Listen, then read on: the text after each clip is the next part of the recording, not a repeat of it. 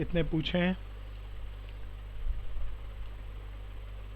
पहले 5 मिनट हम business study को यूज़ सर करेंगे। हाँ बोलो दोस्त, बोलो पहले सर आप। मैं ना दूसरे डिवाइस से कनेक्ट हो रहा हूँ, ज्वाइन हो रहा हूँ फिर से, तो सर इंटर कर दीजिए। कोई बात नहीं, मैं 1 मिनट के लिए रुकता हूँ, आप जल्दी से करिए।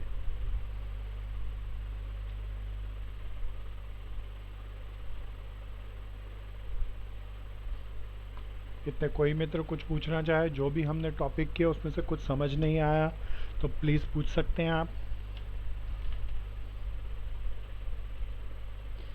और सभी लोग ना अपने नाम से एडमिट करेंगे, और फुल नेम से अपना पूरा नाम लिखकर।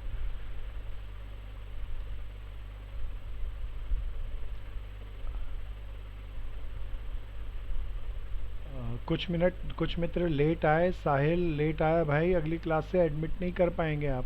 टाइम से आया करें दोस्त, टाइम बड़ा इम्पोर्टेंट है। जितना करा दूं फर्स्ट टर्म के लिए उतना तुम्हारे लिए पेपर आसान होंगे, तो सब अच्छे से ध्यान से करना। चलो जी स्टार्ट करूं मैं। प्यारे दोस्तों, पहले 5 मिनट हम इस चैप्टर को रिवाइज करने में लगाएंगे। एक बार दोबारा से इसको हटा के एक चीज़ रह गई, उसे क्योर कर लें। ठीक है, पहले 5 मिनट हम पूरा चैप्टर रिवाइज करेंगे ताकि रटना ना पड़े, दिमाग में कंसेप्ट अच्छे से बैठ जाए। प्यारे दोस्तों, पहला था ह्यूमन एक्टिविटी, इंसान जो भी काम करता है that can be divided into 2 parts. एक बार मुझे रोकना पड़ेगा इसको।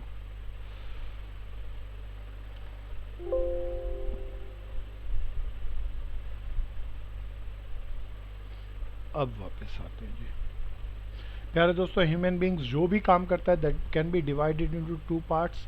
One is called economic activity and other is called non economic activities. Economic activities वो वर्क हैं जिनका बेसिक मोटिव, जिनका करने का बेसिक कारण प्रॉफिट अर्न करना एंड वेल्थ क्रिएट करना है।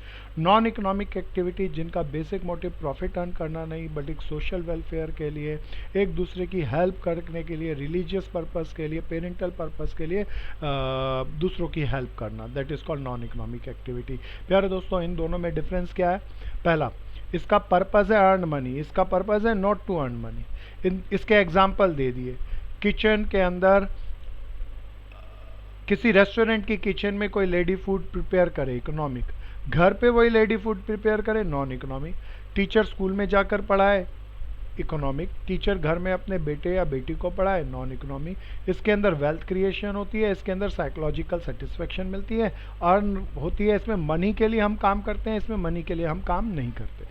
प्यारे दोस्तों, ह्यूमन एक्टिविटीज़ को हमने फर्दर डिवाइड किया था 2 पार्ट में, economic and non economic. Economic activity को फर्दर 3 पार्ट में डिवाइड कर सकते हैं, business, profession and employment. Non economic activity को कोई याद दिलाओ, कौन कौन से थे?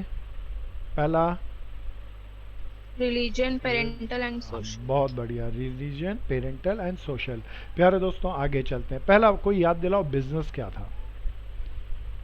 वेरी गुड दोस्तों। Chase, production and sale Regular of purchase and goods and production हाँ sale. services हाँ to Goods earn and profit services. and create हाँ, wealth. बहुत बढ़िया। मेरा एक मित्र एक और सुंदर वर्ड लेके आया, रेगुलर।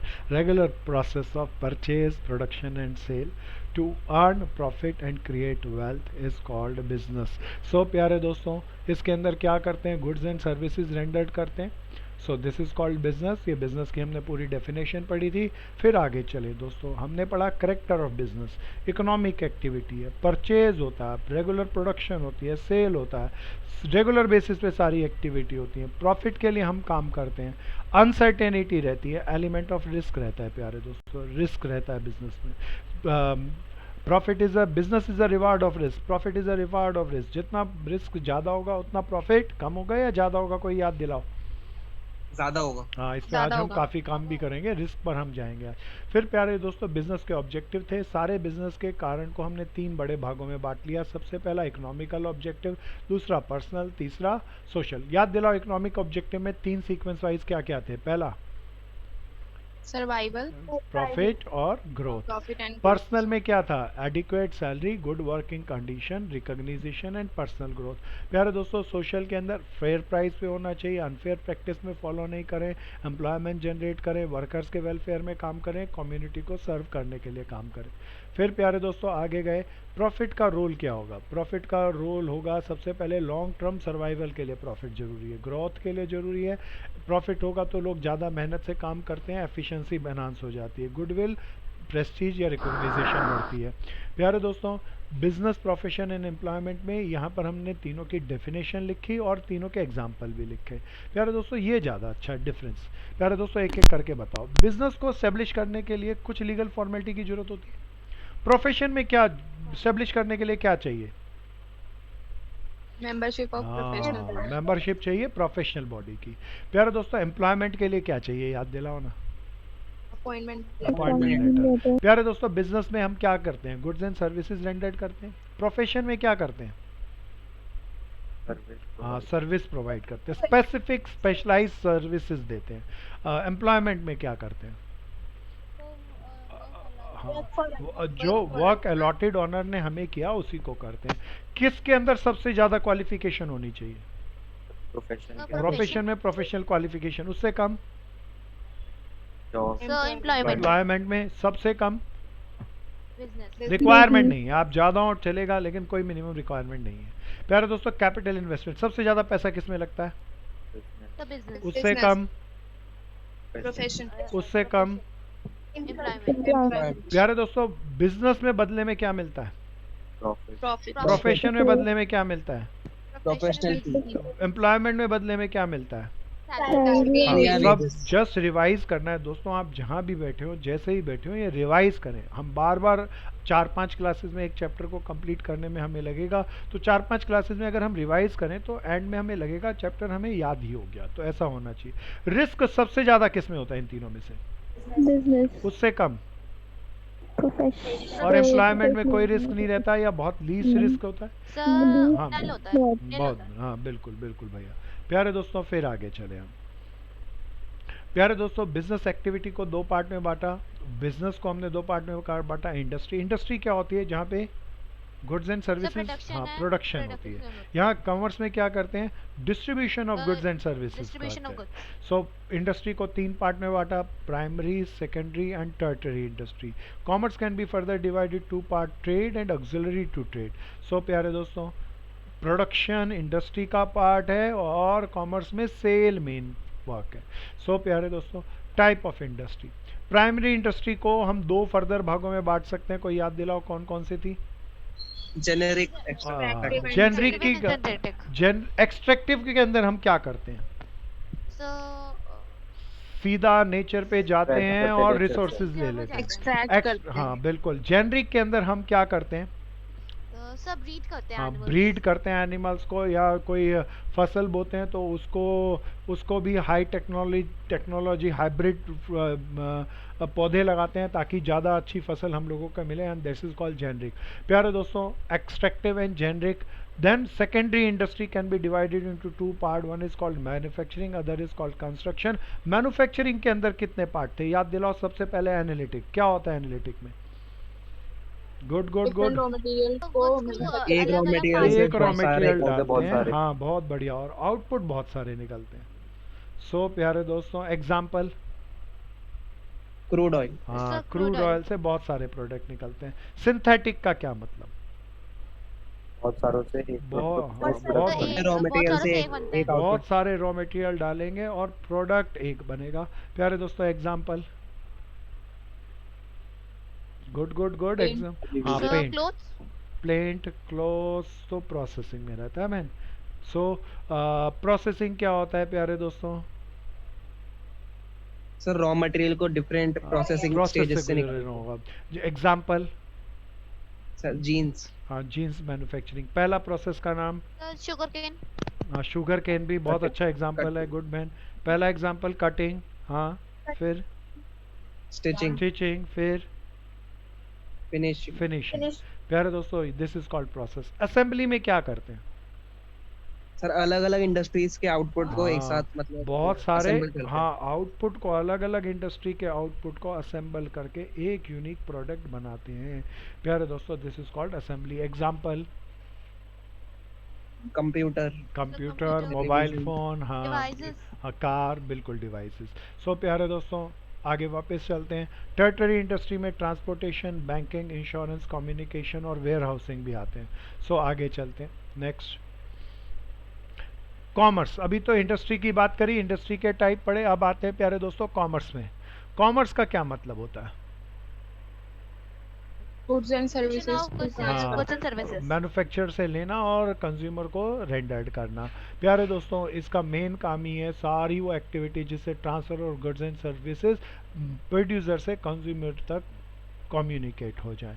सो प्यारे दोस्तों अब इसका ये बहुत इंपॉर्टेंट था, कोई याद दिलाना, हमने परसों इस पर बहुत काम किया था दोस्तों। Function of commerce, function of commerce में सबसे पहली समस्या हिड्रेंस ऑफ पर्सन, क्या समस्या थी याद दिलाओ, कोशिश करो। हिंड्रेंस ऑफ पर्सन बोले तो क्या क्या समस्या है? जो भी हमारा माल बाय करना चाहता है वो पता नहीं कहाँ बैठा हो, हमें नहीं मिलता, तो उसको ढूंढने के लिए हम क्या करते हैं? ट्रेड के अंदर हम अलग अलग दुकानें खोल लेते हैं अलग अलग जगह पर और ट्रेड करके उसके घर के पास तक पहुंचाते हैं उसको सारा सामान, दैट इज कॉल्ड, ढूंढ लेते हैं उसको और उसको माल दे के आते हैं, that is called hindrance of person. दूसरा याद दिलाओ, hindrance of place. Hindrance of place is through transportation. हाँ, प्रॉब्लम क्या है बहन वो बताओ ना। वेरी गुड, सॉल्यूशन तो आपने अच्छा बताया। सर अगर बिजनेस कश्मीर में है और कोई बायर कन्याकुमारी में उसको भेजने के लिए बहुत बढ़िया मेरा भाई, बिल्कुल सही बोला। कश्मीर में हम माल मैन्युफैक्चर करते हैं और कन्याकुमारी में कोई हमारा रिक्वायरमेंट के लिए कंज्यूमर बैठा है, तो हम उसको जहां हम प्रोड्यूस कर रहे हैं वहां पे वो नहीं है, तो थ्रू ट्रांसपोर्टेशन उसको गुड्स एंड सर्विसेज रेंडर करेंगे and that is called transportation. Hindrance of time, पहले एक्सप्लेन करना क्या होता है हिड्रेंस ऑफ टाइम। एग्जाम्पल दिया था कल मैंने इसका बहुत बढ़िया। हाँ नमन, जैसे व्हीट और राइस होते हैं सर, वो हाँ, एक टाइम ही प्रोड्यूस होते हाँ, हैं, लेकिन सर साल में पूरे साल चाहिए होते हैं। हाँ, साल में उसको किसी स्पेसिफिक टाइम पे प्रोड्यूस होते हैं लेकिन जरूरत सारे साल की है, तो क्या करते हैं दोस्त? Warehousing. हाँ, वेयर हाउसिंग में सारा माल स्टॉक कर लेते हैं और धीरे धीरे करके यूज करते रहते हैं। प्यारे दोस्तों हिड्रेंस ऑफ रिस्क, रिस्क होता है, हम जो भी माल बनाते हैं बहुत तरह के रिस्क होते हैं, रिस्क को पूरा करने के लिए, रिस्क को दूर करने के लिए हम क्या करा लेते हैं? इंश्योरेंस। इंश्योरेंस में हर साल हमें प्रीमियम देना पड़ता है, बदले में अगर हमारा लॉस हो तो इंश्योरेंस कंपनी सारे लॉस को कंपनसेट कर देती है। प्यारे दोस्तों हिड्रेंस ऑफ फाइनेंस याद दिलाओ, मतलब क्या था, क्या प्रॉब्लम थी यहाँ? कोई भी बिजनेसमैन हो उसे पैसे की स्कैरसिटी रहती है, पैसा नहीं मिलता, पैसे की कमी रहती है, तो पैसे की कमी के लिए क्या कहाँ जाता है वो? बैंक और फाइनेंशियल हाँ, और वहां से लोन ले लेता है आसानी से। प्यारे दोस्तों देन हिड्रेंस ऑफ इंफॉर्मेशन, क्या था ये हिड्रेंस ऑफ इंफॉर्मेशन याद दिलाओ ना। हमारे प्रोडक्ट के हाँ, हमारे प्रोडक्ट के बारे में लोग नहीं जानते, तो वो इंफॉर्मेशन कम्युनिकेट करने के लिए हम क्या करते हैं? एडवर्टाइज करते हैं। याद दिलाना एडवर्टीजमेंट के क्या क्या मीडिया थे? दो न्यूज़पेपर्स, पैम्फलेट्स, नहीं, पेपर मीडिया और इलेक्ट्रॉनिक मीडिया, पहले दो पार्ट्स है, पेपर मीडिया और इलेक्ट्रॉनिक मीडिया। पेपर मीडिया के फर्दर कुछ पार्ट थे, इलेक्ट्रॉनिक मीडिया के फर्दर कुछ पार्ट थे। सो प्यारे दोस्तों आगे चलते हैं। दो these are the function of commerce. Commerce can be divided into two part, one is called trade. Trade दो तरीके के होते हैं, one is called internal trade. कोई याद दिलाओ इंटरनल ट्रेड क्या था? सर जो देश के बाउंड्रीज के अंदर ट्रेड होता है, देश की बाउंड्री के अंदर होता हो, that is called internal trade. Internal trade can be divided further divided into two part, one is called wholesale. याद दिलाओ ना, तो होलसेल क्या होता है प्यारे दोस्तों? चल जिसमें एक ही सर क्वांटिटी बल्क को में बेचते हैं, माल बेचते हैं। बल्क में माल बेचता है, वेरी एक ही गुड। प्रोडक्ट को बेचते हैं। ये कम प्रोडक्ट को बेचते हैं लेकिन ह्यूज क्वांटिटी में बेचते हैं, और गुड। इन्हें सर मैन्युफैक्चरर से माल खरीदते हैं सर, हाँ, और फिर पूरा retailer को बेचते हैं। हाँ, ये मैन्युफैक्चरर और रिटेलर के बीच में चेन का काम करते हैं, मैन्युफैक्चर से लेते हैं और रिटेलर को बेचते हैं। प्यारे दोस्तों वेयर हाउसिंग का काम भी करते हैं ये। रिटेल दूसरा था, रिटेल कोई याद दिलाओ, रिटेल क्या होता है? सर ये बहुत सारे जो प्रोडक्ट होलसेलर से हाँ। खरीद कर फिर सारी quantity होलसेलर से लेते हैं consumer को और बेचते हैं। कंज्यूमर को बेचते हैं। बहुत बढ़िया। एक मेरे भाई ने कहा था ये बहुत तरह की वैरायटी ऑफ गुड्स रखते हैं, बहुत क्वांटिटी में नहीं रखते। गुड भैया। So these are the wholesaler and retailers. प्यारे दोस्तों आते हैं external retail.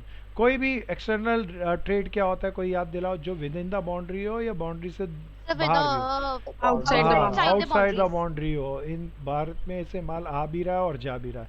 This can be divided into three part. One is called import. Import के अंदर क्या करते हैं? माल सर सामान लेते हमारे हैं। सामान देश लेते में, हम हैं। अपने देश इससे में इससे Import हमारे करते हैं। हमारे फाइनेंशियल रिसोर्सेज आते हैं या जाते हैं? जाते सर हैं। आते हैं। फाइनेंशियल रिसोर्सेज जाते हैं, हमें पैसा देना पड़ता है। फाइनेंशियल रिसोर्सेज में इंपोर्ट करेंगे तो क्या वो अदर कंट्री हमारे देश की करेंसी को एक्सेप्ट जनरली करता है या नहीं करता? सर पता नहीं है। करता। हमारी करेंसी नहीं लेते भैया, वो रुपीस में हमारी करेंसी उनके देश में चलती नहीं। क्या लेते हैं बदले में? डॉलर, गोल्ड या हाँ, सिल्वर। डॉलर इंटरनेशनल करेंसी है प्यारे दोस्तों। तीन, डॉलर, गोल्ड एंड सिल्वर। प्यारे दोस्तों फिर दूसरा पड़ा था एक्सपोर्ट। एक्सपोर्ट के अंदर हम क्या करते हैं? अपने यहाँ माल बनाते हैं और गुड्स एंड सर्विसेज दूसरों को भेजते हैं। अच्छा, यहाँ से फाइनेंशियल रिसोर्सेज जाते हैं या आते हैं? आते हैं। इंपोर्ट सर और आते हैं। एक्सपोर्ट में कौन सी चीज़ हमें ज़्यादा रिच बनाती है? एक्सपोर्ट। कौन सी चीज़ हमें पुअर बनाती है? इम्पोर्ट। प्यारे दोस्तों इधर हमने एक वर्ड यूज़ किया था, बड़ा शानदार था, बैलेंस ऑफ ट्रेड। बताया था क्या मैंने परसों? Yes, sir. Balance of trade क्या होता है? कोई याद दिलाओ। Very good, very good. Sir ये फेवरेबल तब नहीं, होता है दो जब टाइप एक्सपोर्ट नहीं, जो है ना इम्पोर्ट ना से ना ज्यादा ना बहन, वो तो आगे की बात है, वो तो मैं अगली लाइन में पूछने वाला था। पहले बताओ बैलेंस ऑफ ट्रेड होता क्या? कोई तो बताओ। और जब इंपोर्ट कम हो एक्सपोर्ट ज्यादा नहीं हो। नहीं नहीं दोस्त, वो तो फेवरेबल अनफेवरेबल बहन जो कह रही थी वही वो है। प्यारे दोस्तों difference between export and import is called balance of trade. Export और इंपोर्ट का डिफरेंस। अब ये डिफरेंस दो तरीके का हो सकता है, one is favourable, other is called non favourable या अनफेवरेबल। फेवरेबल कब होगा? अब मेरे बहुत सारे मित्र बता रहे थे, याद दिलाओ। एक्सपोर्ट ज्यादा होगा इम्पोर्ट से। एक्सपोर्ट ज़्यादा होगा, इंपोर्ट से इंपोर्ट कम होगा। अनफेवरेबल कब होगा? इम्पोर्ट ज्यादा होगा एक्सपोर्ट से। बहुत बढ़िया प्यारे दोस्तों। तो बैलेंस ऑफ ट्रेड प्रेजेंट करता है किसी इकोनॉमी का बड़ा जस्टिफाई, कोई इकोनॉमी कितनी अच्छी है, कोई इकोनॉमी आगे भविष्य में तरक्की करेगी, वो हम जांचते हैं उसके बैलेंस ऑफ ट्रेड से, इंपोर्ट एक्सपोर्ट से। अगर एक्सपोर्ट ज़्यादा इंपोर्ट कम है तो भविष्य में तरक्की करेगी। उल्टा है, इंपोर्ट ज़्यादा एक्सपोर्ट कम है तो डूबी इकोनॉमी है, तरक्की नहीं करेगी प्यारे दोस्तों। फिर आते हैं तीसरी बात पे, इंटरपोर्ट। कोई याद दिलाओ इंटरपोर्ट क्या था? जब दूसरी कंट्री से मटेरियल लेके सर, उसको प्रॉफिट जब इम्पोर्ट होते हैं और फिर बाद में एक्सपोर्ट कर दिए हाँ, कोई माल को, कोई गुड्स एंड सर्विसेज को इंपोर्ट करते हैं लेकिन पर्पस सेल्फ कंजम्पशन नहीं होता, उसे दोबारा एक्सपोर्ट कर देना है, then this is called interport. Example याद दिलाओ। शाबाश दोस्तों, एग्जांपल इसका बहुत शानदार लिया था। सर क्रूड ऑयल हम सर यहाँ हाँ। प्रोसेस करते हैं, फिर नेपाल में। नेपाल को भी भेजते हैं, इंडोनेशिया को भी, ऑस्ट्रेलिया को भी। सो हमने वो क्रूड ऑयल जो अपने लिए नहीं लिया, फर्दर एक्सपोर्ट के लिए लिया, दैट इज कॉल्ड इंटरपोर्ट। कोई बताओ इंटरपोर्ट का कम होना अच्छा होता है या ज़्यादा होना अच्छा होता है? ज्यादा ज़्यादा होना होना चाहिए। इससे फॉरेन रिजर्व्स या फॉरेन करेंसी जाती है या आती है? जाती भी है, आती भी है, लेकिन ज़्यादा आती है, कम जाती है, इसीलिए आती है कहेंगे। सो प्यारे दोस्तों, ये हो गए हमारे ट्रेड, इंटरनल एक्सटर्नल। परसों तक हमने यहीं तक किया था, अब आज का काम। प्यारे दोस्तों, कॉमर्स के अंदर दूसरा, कॉमर्स का एक पार्ट था ट्रेड, दूसरा पार्ट है ऑक्सिलरी टू ट्रेड या एड्स टू ट्रेड। इस ट्रेड को हेल्प करने के लिए भी तो कुछ लोग काम करते हैं। सबसे पहले ट्रांसपोर्टेशन, रेल चलती है, बसेस चलती हैं, एरोप्लेन्स चलते हैं, वो सारे ट्रेड को प्रमोट करने के लिए काम नहीं करते या करते हैं दोस्तों?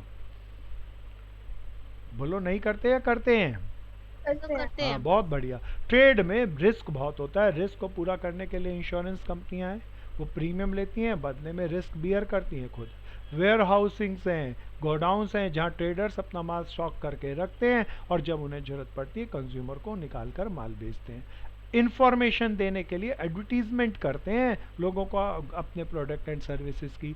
किसी भी फाइनेंशियल रिक्वायरमेंट को पूरा करने के लिए बैंकिंग और फाइनेंशियल इंस्टीट्यूट हैं जो चीपर रेट ऑफ इंटरेस्ट पर हमें इजी लोन प्रोवाइड करते हैं। सो प्यारे दोस्तों, दिस इज कॉमर्स। कॉमर्स के दो भाग, one is called trade, the other is called auxiliary to trade. Trade further can be divided in two part, internal and external. Internal trade can be divided further two part, wholesale, retail. External can be three part, in three part, import, export, interport. Auxiliary trade can be divided into 5 different part. कोई मेरा मित्र इसके regard में कुछ भी पूछना चाहे तो पूछें।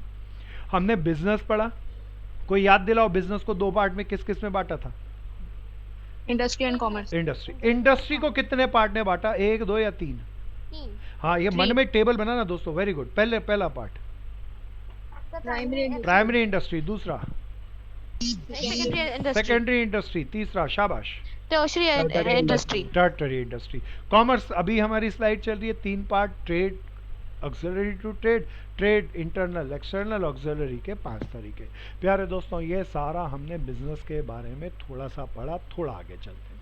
अब आता है बिजनेस रिस्क। क्या प्यारे दोस्तों, बिजनेस में रिस्क नहीं होता या होता है? सर होता है। प्यारे दोस्तों, ये क्या है बिजनेस रिस्क? बड़े ध्यान से सुनना। कोई भी बिजनेस में प्रॉफिट फिक्स्ड है या प्रॉफिट अनसर्टेन है? प्रॉफिट कोई भी किसी बिजनेस में हम पैसा इन्वेस्ट करेंगे तो बदले में हमें मिलेगा प्रॉफिट। ये प्रॉफिट सर्टेन नहीं है, ये फिक्स्ड नहीं है, ये अनसर्टेन है। And uncertainty of this profit is called risk. प्यारे दोस्तों, अब रिस्क के भी बहुत सारे तरीके होते हैं। प्रॉफिट ज्यादा होगा, कम होगा, एक तरीके का रिस्क। अच्छा, प्रॉफिट ही होगा या लॉस भी हो सकता है? लॉस भी हो सकता है, हम नहीं कमाए। अच्छा, खाली प्रॉफिट का ही नुकसान हो सकता है या इन्वेस्टमेंट भी खराब हो सकती है? इन्वेस्टमेंट भी खराब हो सकती ये है। सारे रिस्क है भैया। Business risk refer to the possibility of inadequate profit, adequate profit नहीं हो, कम हो, और even loss due to uncertainties और अनएक्सपेक्टेड इवेंट। कोई भी ऐसी घटना घट जाए जिससे हमारा इनएडिक्वेट प्रॉफिट हो जाए या लॉस हो जाए, then this is called business risk. प्यारे दोस्तों, ये जो रिस्क है अनसर्टेन है, फ्यूचर के अनएक्सपेक्टेड इवेंट पे छुपा हुआ है। अभी किसको पता था कोरोना एज आ जाएगी? अगर आपके पेरेंट्स बिजनेस पर्सन हैं तो वो जानते होंगे कितनी अनसर्टेनिटी है इसके आने के कारण। सो कोई नहीं जानता, कोई प्रिडिक्ट नहीं कर सकता बिजनेस रिस्क किस लेवल का होगा, अनसर्टेन है। सो प्यारे दोस्तों, नेचर क्या है इसके? बड़े ध्यान से पहले हमने इसका मीनिंग पढ़ा, 4B का थर्ड पॉइंट को सिलसिलेवार बना के चलना। तो बिजनेस रिस्क का मतलब पढ़ा। बिजनेस रिस्क पॉसिबिलिटी है किसकी भैया? इनएडिक्वेट प्रॉफिट की और लॉस की, जो कि अनएक्सपेक्टेड है, अनसर्टेन है। प्यारे दोस्तों, अब इसके करेक्टर क्या है, फीचर्स क्या है? सबसे पहले, बिजनेस रिस्क किस कारण से आता है? बिजनेस रिस्क एसोसिएटेड है अनसर्टेनिटी से। कोई भी चीज फ्यूचर में फिक्स नहीं है, कुछ भी हो सकता है, इसीलिए हमारा प्रॉफिट भी एडिक्वेट नहीं हो सकता, इनएडिक्वेट हो सकता है, and this is called business risk. Business risk किसके कारण है? क्योंकि फ्यूचर फिक्स है या अनसर्टेन है? अनसर्टेन। हाँ प्यारे Uncertain है। दोस्तों, फ्यूचर अनसर्टेन है, इसीलिए हम कोई भी प्रॉफिट को फिक्स नहीं मान सकते, वो भी अनसर्टेन होगा, इसीलिए रिस्क होगा। तो रिस्क एसोसिएट है किससे? अनसर्टेनिटी से। प्यारे दोस्तों, बिल्कुल ध्यान से ये छोटे छोटे चार्ट बनाते रहना। फ्यूचर अनसर्टेन है, इसीलिए प्रॉफिट अनसर्टेन है, that's why risk will be there, risk will be always there. प्यारे दोस्तों, risk is a sense of business. कोई भी बिजनेस बगैर रिस्क के नहीं हो सकता। क्यों नहीं हो सकता? क्या किसी भी बिजनेस का फ्यूचर फिक्स होगा या अनसर्टेन होगा? अनसर्टेन फ्यूचर अनसर्टेन है। होगा। प्यारे दोस्तों, फ्यूचर एक्टिविटीज पता नहीं क्या हो, तो फ्यूचर के अंदर कोई फ्लड आ जाए, कोई पैंडेमिक आ जाए, तो हम नहीं बता सकते कि हमें प्रॉफिट होगा या लॉस। इसीलिए कोई भी बिजनेस करेगा तो बिजनेस के साथ क्या जुड़ा हुआ रहेगा? Risk. Risk is a sense of business. बगैर रिस्क के कोई भी बिजनेस दुनिया का नहीं हो सकता। किसी में रिस्क कम हो, किसी में ज्यादा हो, ये एसोसिएट हो सकता है, पर रिस्क बिजनेस का जरूरी है। किसी भी बिजनेस में रिस्क जरूरी है। प्यारे दोस्तों, आगे चलते हैं। तीसरा, पहला था रिस्क अनसर्टेनिटी के कारण होता है। किसी भी बिजनेस के अंदर रिस्क होगा ही होगा, असेंशियल एलिमेंट है रिस्क किसी बिजनेस का। Degree of risk depend on mainly upon the nature and size of business. अब मैं आपको थोड़ा सा ये समझाता हूँ। सपोज करो आप एक करोल बाग में छोटी सी दुकान लेकर स्टार्ट किए। आपने छोटी सी दुकान ली जिसका 2000 रुपये का किराया देना है, और आप एक पर्सन को अपॉइंट किया और छोटा सा बिजनेस कर रहे हैं। प्यारे दोस्तों, क्या आपको अरबों रुपए का लॉस हो सकता है? हाँ या ना?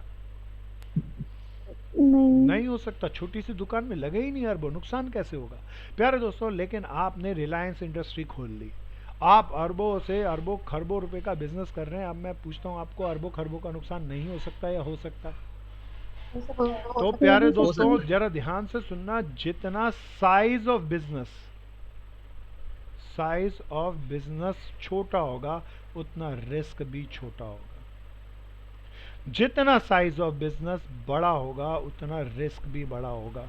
प्यारे दोस्तों ब्रेन मैपिंग में लिखा मैंने, इस तरीके से चार्ट बना के लिखना। मैं एक बार दोबारा से दिखाता हूँ, दोबारा बोलता हूँ दोस्त, जैसे जैसे जितना साइज ऑफ बिजनेस छोटा होगा उसका रिस्क भी छोटा होगा, जैसे जैसे बिजनेस बढ़ता जाएगा उसका रिस्क भी बढ़ता जाएगा। अब आप मेरे दोस्त पूछें।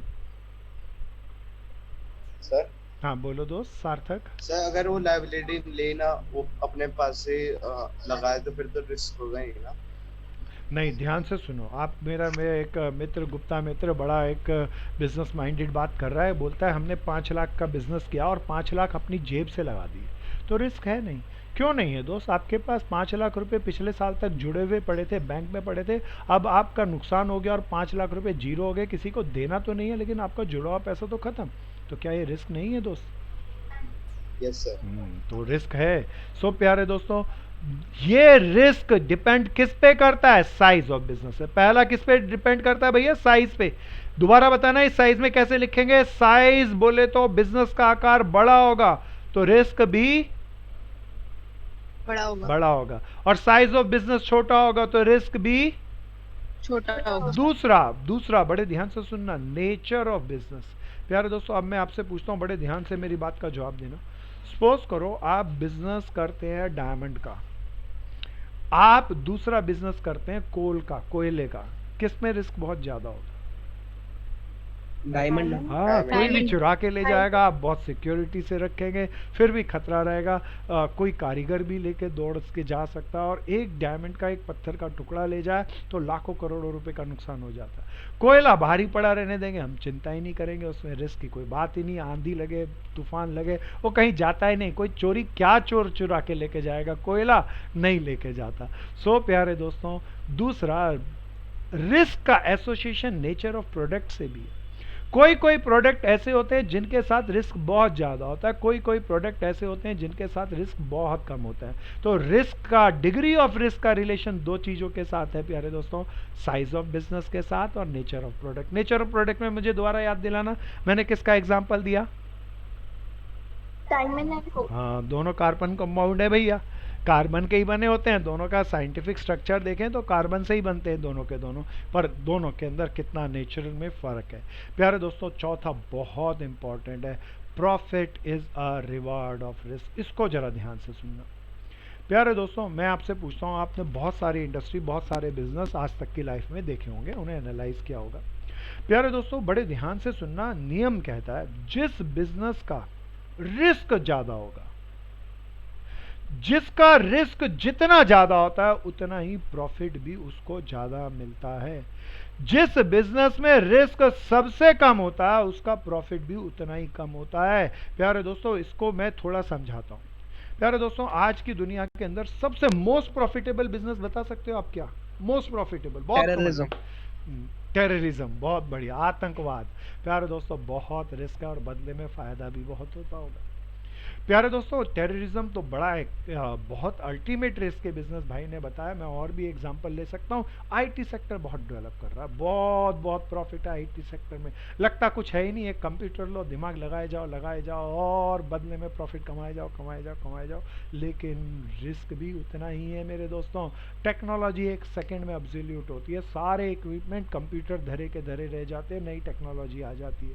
प्यारे दोस्तों जो भी आप प्रोडक्ट बनाओगे जरूरी नहीं है कंज्यूमर आपका कस्टमर उसे खरीदे, अगर वो नहीं खरीदे तो वो सारी आपकी मेहनत जो सालों में आपने सॉफ्टवेयर बनाए हैं सारे एक सेकंड में खत्म हो जाते हैं, डेड हो जाते हैं।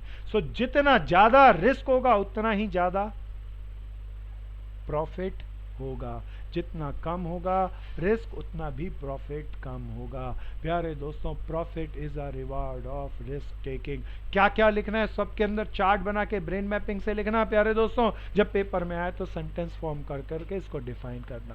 पहला मैं दोबारा से बताऊं, रिस्क अनसर्टेनिटी के कारण होता है। दूसरा, कोई भी बिजनेस बगैर रिस्क के होता ही नहीं। क्यों नहीं होता है? बिजनेस में प्रॉफिट जरूरी है, जहां प्रॉफिट होगा वहां रिस्क होगा ही होगा। थर्ड, ये जो रिस्क का डिग्री है, कम होगा ज्यादा होगा रिस्क, ये डिपेंड करता है दो चीज पे, नेचर ऑफ बिजनेस पे एंड साइज पे। साइज बड़ा हो, बिजनेस का बड़ा आकार हो तो कोई बताओ रिस्क भी बड़ा होगा। बड़ा होगा। बिजनेस का आकार छोटा हो, साइज छोटा हो तो रिस्क भी कंपैरेटिवली छोटा होगा। फिर नेचर ऑफ प्रोडक्ट के अंदर क्या क्या एग्जांपल दिए थे? एग्जांपल याद बताओ, दिलाओ। डायमंड एंड कोल, ये एग्जांपल में लिख लेना प्यारे दोस्तों, ब्रेन मैपिंग में लिखना और पेपर में इसके सेंटेंस फॉर्म कर लेना। चौथा था profit is a reward of risk taking. कैसे प्रूफ किया? जैसे जैसे रिस्क बढ़ता जाएगा वैसे वैसे हमारे बिजनेस की क्या बढ़ती जाएगी, कुछ और या प्रॉफिटेबिलिटी, और जैसे जैसे रिस्क कम होता जाएगा हमारे बिजनेस की प्रॉफिटेबिलिटी भी कम होती जाएगी। प्यारे दोस्तों ध्यान से सुनना। कोई पूछ सकता है जी ये कैसे होता है? मैं कारण बताता हूँ। जैसे जैसे रिस्क बढ़ेगा वैसे वैसे बताओ दुनिया उस बिजनेस में पैसा लगाएगी या नहीं लगाएगी? बताओ, लगाएगी। बताओ। नहीं लगाएगी भैया, बहुत रिस्की बिजनेस में सभी लोग हाथ नहीं डालते। सो जैसे जैसे रिस्क बढ़ता जाएगा वैसे वैसे इन्वेस्टर कम होते जाएंगे, जैसे जैसे इन्वेस्टर कम होते जाएंगे मोनोपोली होती जाएगी, हम ही खुद माल बनाकर बेचेंगे, जिस मर्जी भाव बेचें उसी भाव लोगों को खरीदना होगा, इसीलिए प्रॉफिटेबिलिटी सबसे ज्यादा होगी। जैसे जैसे रिस्क कम होता जाएगा हमारे सभी यार दोस्त कंपटीटर आएंगे और उस बिजनेस को करना आसान समझेंगे और उस बिजनेस को करने लगेंगे। जब इतने सारे लोग बिजनेस करने लगेंगे तो कंपटीशन बहुत आ जाएगा, इसके कारण प्रॉफिट धीरे धीरे गिरता गिरता गिरता कम हो जाएगा। सो प्यारे दोस्तों, profit is a reward of risk taking. So this is very important. Business risk का मीनिंग पढ़ा, उसके करेक्टर्स पढ़ा। प्यारे दोस्तों नेक्स्ट पे आते हैं, ये रिस्क कितने तरीके का होता है, टाइप्स ऑफ रिस्क। अच्छे से नोट्स बनाते रहना। कोई इसके बारे में कुछ पूछना चाहेगा दोस्तों? आगे चलते हैं प्यारे दोस्तों, बिल्कुल ध्यान से सुनना। ये टाइप्स ऑफ रिस्क कह लो या कॉजेज ऑफ बिजनेस रिस्क कह लो। प्यारे दोस्तों सबसे पहला, अब ये आप ही बताते रहना, सब बता सकते हैं, नाम को पढ़ना और बताना।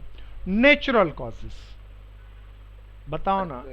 हाँ, अर्थक्वेक आ जाए, फ्लड आ जाए प्यारे दोस्तों, अर्थक्वेक आ जाए, वेरी गुड।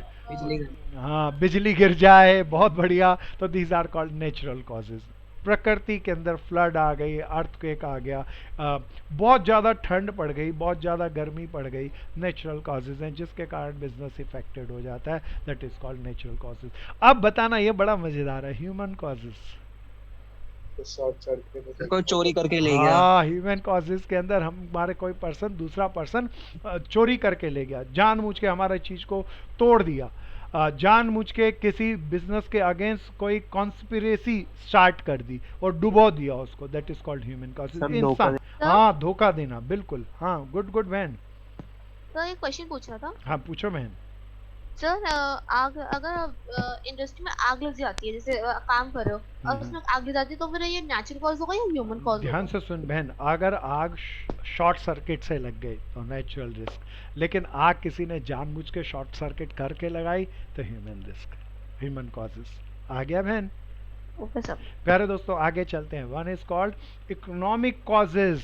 कोई बता सकता? बहुत शानदार है, इकोनॉमिक कॉजेज में क्या लगते हैं? सर मार्केट का ऊपर नीचे जाना। मार्केट का और अगर ऊपर हमारे नीचे। देश पे सैंक्शन लग जाए तो सर प्राइसेस का हाँ, ऊपर नीचे हो बहुत जाना। बढ़िया भैया, बिल्कुल सही। इकोनॉमिक जैसे कॉजेज currency की में, वैल्यू चेंज होती रहती है। शाबाश दोस्तों, बहुत बढ़िया, फाइनेंशियल पोजीशन चेंज कर देते हैं। बिल्कुल सही। इकोनॉमिक कॉजेज के अंदर हमारी कंट्री के अंदर बिजनेस का क्या स्टेटस है, वो कैसे इफेक्ट हो सकता है, तो बहुत अलग अलग मित्रों ने जवाब दिए। किसी ने कहा प्राइस कम ज़्यादा हो जाए पूरी इकोनॉमी के अंदर। फिर हमारी करेंसी रुपीस चलती है, उस रुपीस की वैल्यू होती है इंटरनेशनल करेंसी में, वो बढ़ जाए घट जाए तो हमारा बिजनेस इफेक्टेड हो जाएगा प्यारे दोस्तों। फिर कहा डिमांड, बाजार में डिमांड है प्यारे दोस्तों। कोरोना टाइम चल रहा है, आप आज से 10 महीने पहले आप ज्यादा चीजें खरीदते थे या आज वाले महीने में ज्यादा चीजें खरीदते हैं? बताओ ना। 10 महीने पहले। 10 महीने पैसा पहले 10 महीने पहले तो खरीदते थे डिमांड हम। कम हो गई, रिस्क आ गया, आजकल के बिजनेसमैन को रिस्क है बड़ा, लोग डिमांड ही नहीं कर रहे, सो गड़बड़ हो गई। This is called economic causes. मैं बैंक फाइनेंशियल इंस्टीट्यूट इन मार्केट के अंदर लोन देना बंद कर दें, इकोनॉमिकल कॉजेज कहलाएगा, भैया लोन ही नहीं मिल रहा, एक्यूट स्कैरसिटी ऑफ लिक्विडिटी हो गई, लिक्विड बाजार में नहीं रहा, जैसे आजकल बाजार में पैसा नहीं है, बाजार में पैसा नहीं है तो ट्रेड कैसे करेगा कोई आदमी, उसके लिए तो पैसा चाहिए, लिक्विडिटी ही नहीं। So these are called economical causes. प्यारे दोस्तों, इसके अंदर गवर्नमेंट पॉलिसी चेंज कर दे और उसमें किसी के लिए थ्रेट आ जाए, गवर्नमेंट जीएसटी ले आई थी एक टाइम पे, गवर्नमेंट डिमोनेटाइजेशन ले आई थी, इकोनॉमिक कॉजेज हैं भैया, इकोनॉमिक रिस्क हैं। प्यारे दोस्तों, फिजिकल रिस्क, कोई फिजिकल कॉजेज कोई बताओ ना। सर फैक्ट्री में वर्कर्स बीमार काम हो कर रहे जाना हैं या मर जाना। वो सही से काम नहीं कर रहे। फिजिकल दोस्त इंसान के लिए नहीं, फिजिकल के लिए वैसे तो कोई मर गया कह सकते हैं, ठीक है, कोई प्लांट एंड मशीनरी है, चलते चलते ब्रेक डाउन हो गया, so this is called physical risk. Physical causes अपने आप पड़े पड़े खराब हो गया, इंसान के लिए, ह्यूमन बीइंग के लिए कहा भाई एक बीमार हो गया और मर गया, फिजिकल कॉजेज रिस्क है, प्लांट एंड मशीनरी चलते चलते खराब हो गई, फिजिकल causes. So प्यारे दोस्तों, this risk can be, business risk can be because of 4 causes. One is called natural causes, human causes, economical causes, physical causes. कोई भी मेरा मित्र इसके बारे में कोई लेकिन ऐसा रिस्क तो छोटा मोटा होता है, आता जाता रहता है। दोबारा बोलो। हाँ बिल्कुल प्यारे दोस्त, एक भाई कहता है फिजिकल रिस्क को आता रहता है, हाँ बिल्कुल आता जाता रहता है, नॉमिनल रिस्क है ये। और कोई पूछो ना, कोई अपना विचार, कोई अपना पॉइंट ऑफ विजन रखना चाहे, बिजनेस के रिस्क के कॉजेज क्या हैं, 4 कॉजेज हमने लिए, उसके बारे में अच्छे से नोट्स बनाना प्यारे दोस्तों। 2 मार्क्स का आ जाए तो यही चार्ट बना के आना, अगर 4 मार्क का आ जाए तो सबकी 3-3 लाइनें भी लिख कर आना। नमन आ गया दोस्त?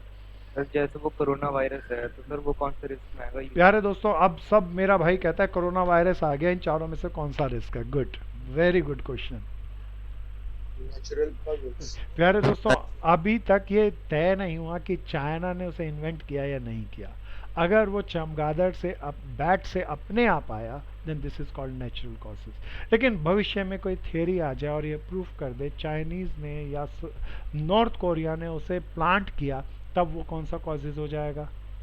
Human causes. So wonderful. अच्छा, जीएसटी के कारण, डिमोनेटाइजेशन के कारण बिजनेस बताओ बढ़ गए थे या घटने लग गए थे? सर घटने लगा। कौन सा कॉजेज? इकोनॉमिक। इकोनॉमिकल कॉजेज, बहुत बढ़िया। प्लांट 10 साल पड़ा चलता रहा टूट गया, कौन सा? फिजिकल। बहुत बढ़िया दोस्तों, बहुत बढ़िया। दिल्ली का इन्वायरमेंट, जरा ध्यान से सुनना, दिल्ली का इन्वायरमेंट इतना खराब हो जाता है। एनजीटी, कोई जानता है एनजीटी कौन है दिल्ली के अंदर? NGT full form national green tribunal. दोबारा बोलो, क्या है भैया? National green terminal. हर साल दिसंबर के अंदर कंस्ट्रक्शन को और हजारडस इंडस्ट्री को दिसंबर जनवरी में बैन कर देती है, तो क्योंकि दिल्ली में बहुत पॉल्यूशन हो जाता है एनसीआर में। ये कौन सा बिजनेस को इसके कारण बड़ा रिस्क रहता है? कौन सा रिस्क है?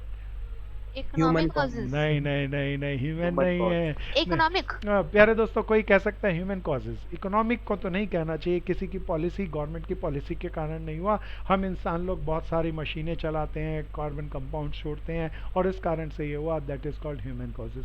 कोई बोल सकता है, कोई स्टडी ये आई, इकोनॉमी पूरी इन्वायरमेंट अपने आप को थोड़े टाइम के बाद चेंज करती है, तो वो चेंज कर रही है और ये that's why it's natural causes. अच्छा, मैं 2 चीज़ बोला, नेचुरल और ह्यूमन कॉजेज। कोई बताओ, एनजीटी ये रूल लगाता है ज़्यादा अच्छा कौन सा है, नेचुरल कॉजेज या ह्यूमन कॉजेज? ह्यूमन कॉजेज बिल्कुल ज़्यादा अच्छा। ये हमारे कारण है, ज़्यादा कार से हम डीजल की गाड़ियाँ चलाएं, उसके कारण ये ज़्यादा होता है। सो प्यारे दोस्तों, आगे चलते हैं भैया, ये बहुत अच्छा है। मेरा लगभग चैप्टर ख़त्म, this is my last topic of this chapter. बहुत ध्यान से इसे समझेंगे प्यारे दोस्तों। जब सपोज करो आप you are in 11th class, अगले 2, 3, 4, 5 साल में आप बाज़ार में जाएंगे और आप सब बताओ, जॉब करोगे या एंटरप्रेन्योर बनोगे? एंटरप्रेन्योर। हाँ प्यारे दोस्तों, जॉब करना नहीं करना मायने नहीं है, एंटरप्रेन्योर बनना है। जॉब करने से बहुत सीख मिलती है, इसीलिए अर्ली एज में 2-3 साल की जॉब करना और फिर टारगेट रखना अपनी लाइफ का, एंटरप्रेन्योर करना है। सो प्यारे दोस्तों, एंटरप्रेन्योर बनना है, आप नया बिजनेस करेंगे तो कौन कौन से फैक्टर को ध्यान में रखेंगे? कैसे सोचोगे कि नया बिजनेस क्या कर रहे हैं? आप भी बड़े हो गए होंगे, जब घर में बड़े हो रहे हैं आप, तो घर में अक्सर आपके दादा दादी, मदर फादर ये चर्चा करते होंगे कि भविष्य में क्या करना है। तो कई लोग बिजनेस फैमिली से बिलोंग करते हैं, तो कहते हैं क्या बिजनेस करना है। तो क्या क्या पॉइंट को ध्यान में रख के नया बिजनेस हमें सिलेक्ट करना चाहिए, कोई बताओ ना। बहुत बिल्कुल जुड़ी हुई चीज है। डिमांड सर हमारे पास कितना कैपिटल है? वाह मेरे दोस्तों, एक एक करके बिल्कुल एक एक करके इतने सारे पॉइंट्स, इतने अच्छे अच्छे पॉइंट दोबारा से आ जाएंगे। सबसे पहला मेरा एक भाई ने बोला डिमांड। भैया हम तो वही बिजनेस करेंगे जहाँ डिमांड बहुत ज़्यादा होगी, जहाँ डिमांड कम होगी वो बिजनेस नहीं करेंगे। सो पहला फैक्टर। और दोस्तों दूसरा बताओ कोई और बता रहा था। सर प्लेस कैपिटल हमारे पास इन्वेस्टमेंट। money है। हाँ कैपिटल इन्वेस्टमेंट। तो हम देखेंगे हमारे पास पैसा कितना है, उस पैसे में हम कौन कौन सा बिजनेस कर सकते हैं। गुड। और शाबाश। पैसा देख लिया, डिमांड देख ली, बस। सर प्रॉफिट जिससे ज्यादा होगा। हाँ मेरा भाई कहता है तो प्रॉफिटेबिलिटी जो इकोनॉमिक चेक करेंगे फिर बिजनेस प्रॉब्लम्स करेंगे। क्या है? गवर्नमेंट सर हाँ। जहाँ बिजनेस सेटअप कर रहे हैं वहाँ के आसपास के लोगों की फाइनेंशियल वो भी देखेंगे कि हम जो चीज बना रहे हैं वो खरीद भी सकते खरीद हैं। पाएंगे, बाजार में डिमांड है कितनी, तो उसको देखेंगे। सर इकोनॉमी में क्या चल रहा है इसके हिसाब से भी। हाँ बोला इकोनॉमिक में बूम लेबर। कंडीशन में क्या है, और हमारी प्रोडक्ट के लिए लेबर आसानी से मिलेगी जहाँ, वहीं पर हम अपनी इंडस्ट्री लगाएंगे। शाबाश दोस्तों शाबाश, बहुत बढ़िया। और बोलो। गवर्नमेंट पॉलिसी हाँ फैक्टर इफेक्टिंग में गवर्नमेंट पॉलिसी तो पक्का देखेंगे। कुछ सेक्टर ऐसे हैं बिजनेस के जहाँ गवर्नमेंट हमें हेल्प करती है, और कुछ सेक्टर ऐसे हैं गवर्नमेंट डिनाई करती है। तो डिनाई वाले सेक्टर में पैसा लगाएं तो मुश्किल हो जाएगी, हेल्पिंग वाले सेक्टर में लगाना है। गुड भैया, और शाबाश। सर उस जगह पर वो जगह देखेंगे जहाँ पर वहाँ पर हाँ। कस्टमर आ भी सकते हैं। हाँ उस अक्षिता जगह बहन पे तो देखेंगे। बहुत गहराई से बोली, बोला बिजनेस ऐसी जगह पे देखेंगे जहां आसानी से ज्यादा कस्टमर पहुंच सके, and this is called location of business. बहुत इंपॉर्टेंट पॉइंट है, बिजनेस करना हो तो अपनी लोकेशन बहुत ध्यान से सिलेक्ट करना। और वेरी गुड दोस्तों, और कोशिश करो। Factor affecting to start a new business, labour, capital, so time, सब चीज़ों को देखेंगे। प्यारे दोस्तों आइए, मैं बहुत सारी चीज़ लिख के आया। प्यारे दोस्तों एक एक करके प्यारे दोस्तों बिजनेस की बहुत सारी लाइन है। कोई कह सकता है ज्वेलरी एक लाइन है, कोई कह सकता है ऑटोमोबाइल एक लाइन है, कोई कह सकता है क्लॉथिंग एक लाइन है। तो सबसे पहले हम एक लाइन को सिलेक्ट करेंगे। किसको सिलेक्ट करेंगे? एक लाइन को। अभी जैसे मैं एग्जांपल लेता हूं, लाइन का एक्सेप्ट करने के लिए कैसे करेंगे। मान लीजिए आपके घर में सारे सर्विसमैन हैं, आपके घर में कोई बिजनेस करता ही नहीं, अलग अलग जॉब पे जा रहे हैं। तो प्यारे दोस्तों आपको लाइन सिलेक्ट करने के अंदर थोड़ी समस्या ज़्यादा होगी। आप पहले बाजार में जाएंगे, किसी रिलेटिव के, किसी जानकार के, उससे पूछेंगे बिजनेस कैसे करते हैं, और उसके लिए लाइन की चीज़ें गहराई से सीखेंगे। और गहराई से सीख के आपको उसके मेरिट और डिमेरिट्स पता चलेंगे, और फिर आप उस लाइन में कदम रख सकेंगे। आपको बहुत सारी लाइनों का एक्सपीरियंस लेना पड़ेगा, और तब बेस्ट लाइन को एक्सप्लोर कर सकेंगे। उल्टा ऐसा भी हो सकता है, कोई हम में से कोई मित्र ऐसा हो जिसके मदर फादर ऑलरेडी एक स्पेसिफिक लाइन ऑफ बिजनेस में हो, तब वो कहेंगे जी हम तो स्कूल बैग मैन्युफैक्चरिंग कर रहे हैं, आप लोग लेडीज बैग बना लो। तो एक ही लाइन के अंदर डाइवर्सिफाइड प्रोडक्ट के अंदर हम निकल जाएंगे। तो क्या लाइन होनी चाहिए? जूट इंडस्ट्री होनी चाहिए, क्लॉथ इंडस्ट्री होनी चाहिए, कंप्यूटर इंडस्ट्री होनी चाहिए। कौन सी लाइन है, उस लाइन को पहले हम सिलेक्ट करेंगे। फिर प्यारे दोस्तों लाइन को सिलेक्ट करने के बाद हम सिलेक्ट करेंगे साइज ऑफ बिजनेस। कोई बताओ साइज कैसा कैसा हो सकता है? छोटा भी हो सकता है और बड़ा भी हो सकता है। साइज का सिलेक्शन करते वक्त हम देखेंगे हमारे पास कितना पैसा है। अगर पैसा हो तो हम बताओ छोटे साइज का बिजनेस बनाएं या बड़े साइज का, तो बड़े साइज। और पैसा कम हो तो छोटे साइज का। प्यारे दोस्तों अब तीसरा सर पार्ट। लेकिन बिजनेस तो छोटे साइज से शुरू करना चाहिए ना। प्यारे दोस्त आप कह सकते हैं, लेकिन ये बात हमेशा के लिए ठीक नहीं है। मेरा एक भाई बोला, बड़ा एक्सपीरियंस भाई रहा होगा, बोला बड़ा पहले से नहीं स्टार्ट करना चाहिए, पहले तो छोटा रखो, बाद में धीरे धीरे धीरे करके बड़ा बना लेंगे। आपका एक विजन है, आप कर सकते हैं, बिल्कुल ध्यान से सुनना। अगर मैं आज मुकेश अंबानी की बात करूं, रिलायंस इंडस्ट्री का मालिक, उसके बच्चे लोग ये कहें कि हम तो एक दुकान से स्टार्ट करेंगे, तो चलेगा क्या दोस्त? नहीं। तो आपके पास अगर उसका तो फाइनेंशियल, अलग ही बैठ जाता है ना सर। तो छोटा साइज नहीं रहा ना, तो वो तो साइज से करेंगे। तो साइज सर का अगर हमारे रिलेशन। पास 6 लाख रुपए हमने 5 लाख बिजनेस में लगा दिए, हाँ तो सर उससे अगर हमारा बिजनेस नहीं चला तो सर वैसे डूब जाएंगे ना। अच्छा बिल्कुल ठीक है। मैं इतना नहीं कह रहा कि आपके 6 लाख लगाए थे और आप 5 लाख लगाएं या 2 लाख लगाएं, बस मैं इतना कह रहा हूँ ज़्यादा पैसा है तो छोटे साइज़ का करना, ह्यूज रिसोर्सेज आपके पास हैं तो बड़े साइज़ का। ऐसा नहीं करना कि आपके पास ह्यूज रिसोर्सेज हैं और आप कहें मैं तो रेडी से स्टार्ट करूँगा और फिर आगे बढ़ूँगा। प्यारे दोस्तों, जितने रिसोर्सेज हैं उसके अकॉर्डिंग अपने आप को बचाते हुए बिजनेस में पैसा लगाना है, स्केल डिसाइड करना है। तो scale of business, size of business, अगर आपके पास रिसोर्सेज अच्छे हैं तो क्यों रेडी पे सामान बेचेंगे, आप सीधा दुकान खोलो। किसी के पास इंडस्ट्री लगाने के रिसोर्सेज हैं, उसके पास नो हाउ है, तो वो और इंडस्ट्री लगाने की तरफ जाए, वो क्यों खाली दुकान खोलने की सोचेगा। क्या मेरी बात समझ में आई मेरे भाई?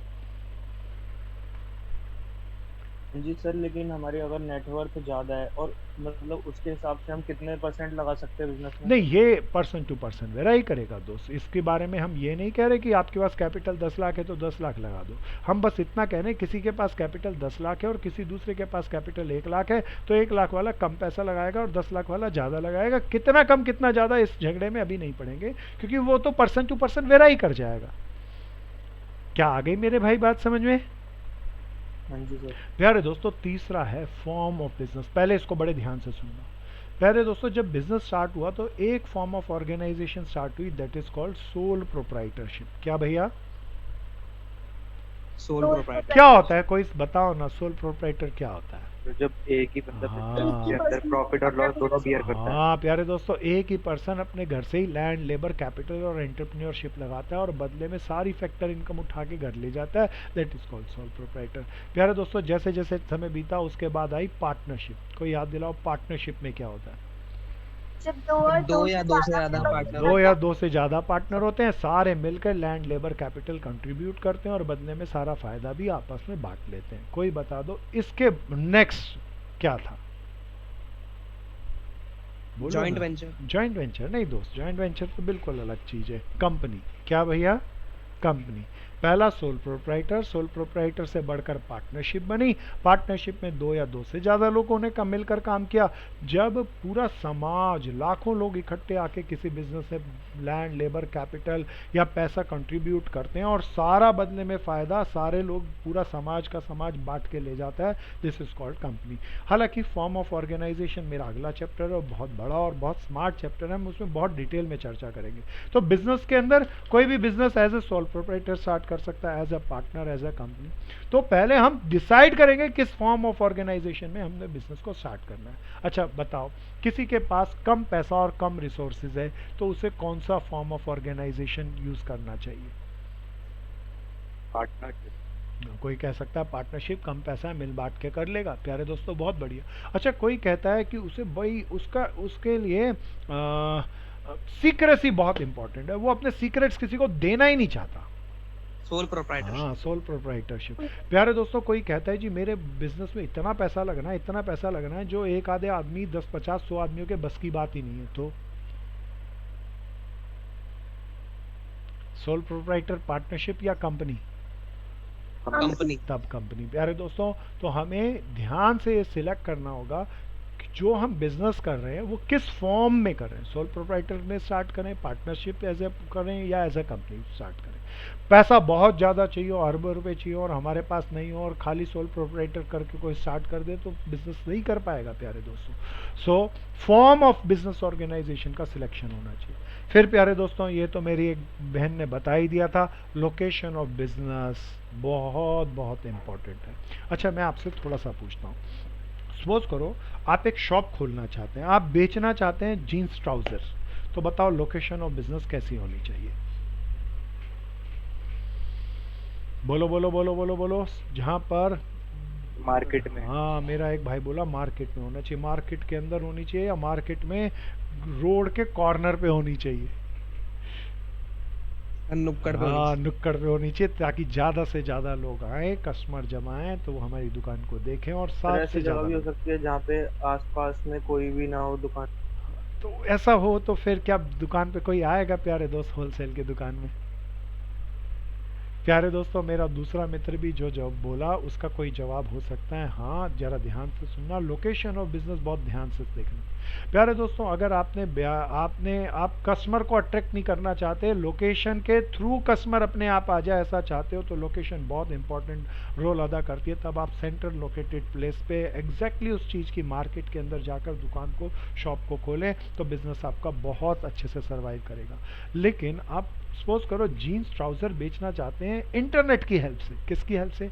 अमेज़ॉन की हेल्प से, फ्लिपकार्ट की हेल्प से। तब प्यारे दोस्तों लोकेशन कहाँ होनी चाहिए? कोई बताओ ना। मार्केट के बीच में? बोलो बोलो, या कहीं भी? मार्केट के बीच में। मार्केट के बीच में भैया। हम ही बनाते हैं। हाँ, हम ही बनाते हैं और हम ही बेचते हैं, और हम बनाकर सीधा ऑनलाइन अमेज़ॉन पे बेचना है, फ्लिपकार्ट पे बेचना है। तो बताओ लोकेशन कैसी होनी चाहिए? बाजार के अंदर बहुत महंगी जमीन खरीदें या सस्ती जमीन से भी काम चल जाएगा? सस्ती से। हाँ प्यारे दोस्तों, तब तो बैकवर्ड एरिया के अंदर जाके कोई ज़मीन खरीद लेंगे जहाँ से हमारा काम चल जाए, किसी को दिखाना नहीं, किसी को बताना नहीं, अंदर प्लांट लगाया, पैकिंग प्लांट लगाया, प्रोसेसिंग प्लांट लगाया, और बना कर सीधा पैक करके बेचते रहे। अच्छा, फ्यूचर का बिजनेस ये स्मॉल स्केल मार्केट जैसी चलती हैं, चेन शॉप होती है मार्केट के अंदर, जैसे करोल बाग टैंक रोड, अजमल खां रोड, ये चेन शॉप है। भविष्य किसका है? चेन शॉप मार्केट का या ऑनलाइन मार्केट का? Online market. प्यारे दोस्तों बड़े ध्यान से सुनना, लोकेशन ऑनलाइन मार्केट के लिए भी डिफरेंट होगी। ऑनलाइन मार्केट में कोई काम करेगा तो वो ऐसी लोकेशन को ढूंढेगा जो उसको चीपेस्ट रेट पे मिल जाए। ऐसी लोकेशन ढूंढेगा जहाँ पे वो ये नहीं देखेगा कस्टमर अवेलेबल हो, वो जहाँ पे उसके लिए लेबर आसानी से सस्ते रेटों पे अवेलेबल हो। चाहे उसे गांव में जाके बिजनेस स्टार्ट करना पड़े, उससे चिंता नहीं, उसे लेबर मिलनी चाहिए, उसे एडिक्वेट सप्लाई ऑफ इलेक्ट्रिसिटी मिलनी चाहिए, वाटर मिलना चाहिए जो उसके प्रोडक्शन में काम आएगा, वो चीज़ें मिलनी चाहिए, और सस्ते चीज़ों पे काम करेगा। सो सस्ती चीज़ें जहाँ पर मिलेगी वहाँ उस लोकेशन पे जाके बिजनेस को कर लेगा। तो लोकेशन, चाहे आप ऑनलाइन जाएं चाहे फिजिकल मार्केट के अंदर जाएं, तो दोनों में बहुत इंपॉर्टेंट रोल अदा करती है। Then this called financial requirement. हमने कहा था बिजनेस के अंदर तो पैसा बोले तो कैपिटल बड़ा इंपॉर्टेंट है। अगर कैपिटल बहुत ज़्यादा है तो आप एक अलग लेवल का बिजनेस कर सकते हैं, कैपिटल कम है तो आप बिल्कुल नैरो बिजनेस से स्टार्ट करेंगे। फिजिकल फैसिलिटी, फिजिकल फैसिलिटी के मतलब आपके पास ऑलरेडी क्या क्या फैसिलिटीज़ हैं, बड़े ध्यान से सुनना। आपके पास ऑलरेडी पुराना प्लांट एंड मशीनरी है, आपके पास बहुत बड़ा स्टॉक है, बहुत बड़ा एक एम्पायर है, तो फिजिकल फैसिलिटी आपकी डिफरेंट है, आप डिफरेंट टाइप से बिजनेस करेंगे। फिजिकल फैसिलिटी किसी के पास कम है तो उसको वो डिफरेंट अदर टाइप से बिजनेस करेगा। प्यारे दोस्तों फिर है प्लांट लेआउट। क्या भैया दोबारा बोलो? Plant layout. प्यारे दोस्तों मैं आपसे एक चीज़ पूछता हूँ, प्लांट लेआउट का मतलब क्या आप समझ में आएगा। प्यारे दोस्तों आपने सपोज करो एक नया फ्लैट में शिफ्ट करने का सोचा, नया फ्लैट बनाया, आप वहाँ जाएंगे।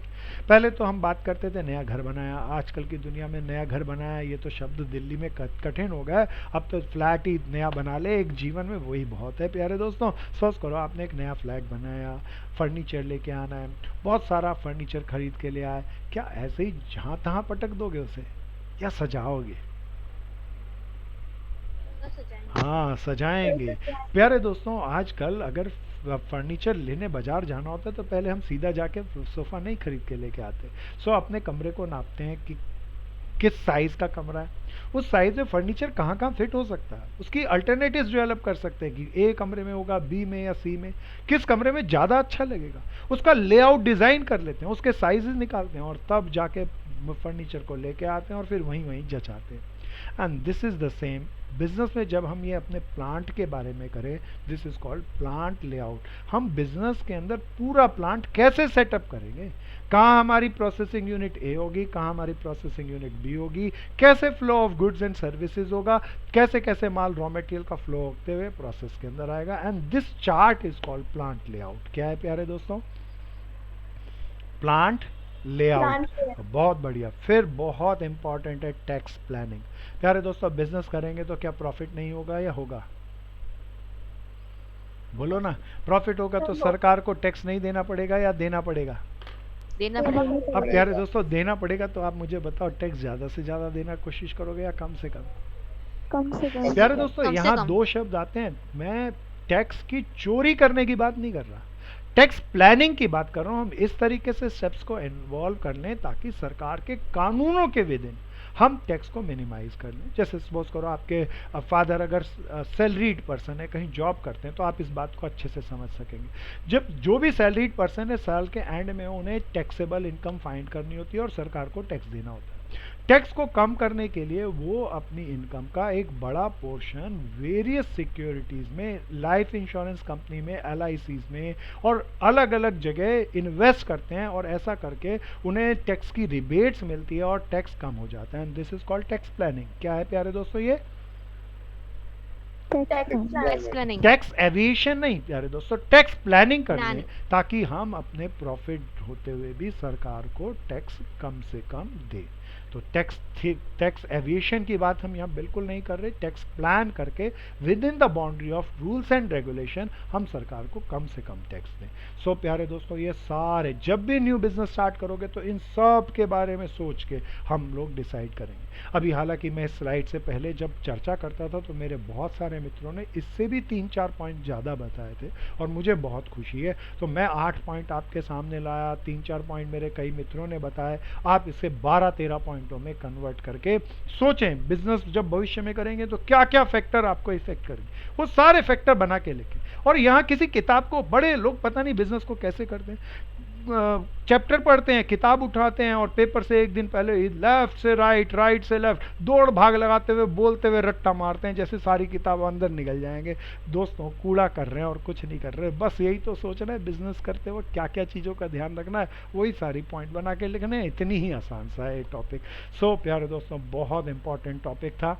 क्या था प्यारे दोस्तों? Factor affecting to start a new business. अच्छे से इसे डेवलप करना, बढ़िया से बनाना, जमा के करना।